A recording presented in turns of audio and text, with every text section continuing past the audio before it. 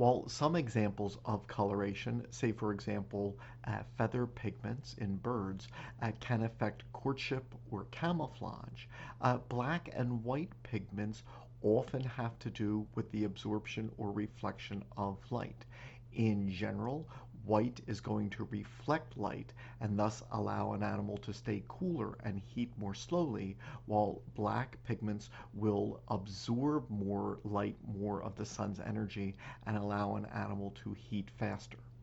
While white birds would potentially be cooler than a dark colored bird, there are other factors such as feather structure and feather density which also are important.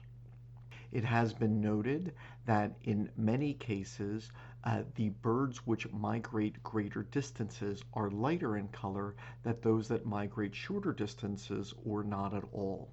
This is presumably because as they continually use their flight muscles, absorbing a great deal of solar radiation might cause them to overheat. In a similar setting, many birds are lighter over their chest, which is where the chest muscles are for flight, where they might overheat, and darker on their wings. Although here you notice in the South American flycatcher, the head is white and the body is black. Other animals and even plants can utilize the same strategy. So for example, some trees have light colored bark, such as some birches and aspens. In winter, these trees, which have very thin bark and often grow in open areas, would potentially receive a great amount of sunlight.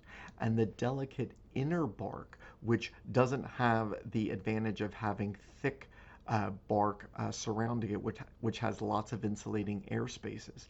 This sensitive inner bark could then be damaged by the more extreme temperature changes as the direct sunlight heats it, then followed by subsequent cooling because of the cold winter temperatures.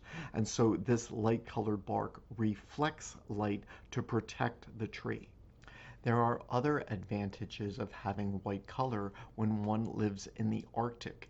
This white pigmentation, which is often not a separate pigment, so no white pigment, but rather the way that light is reflected by feathers or by hair, this allows the animal to camouflage in areas of snow. This is true of snow geese, of snowy owls, of Arctic foxes, and then even polar bears.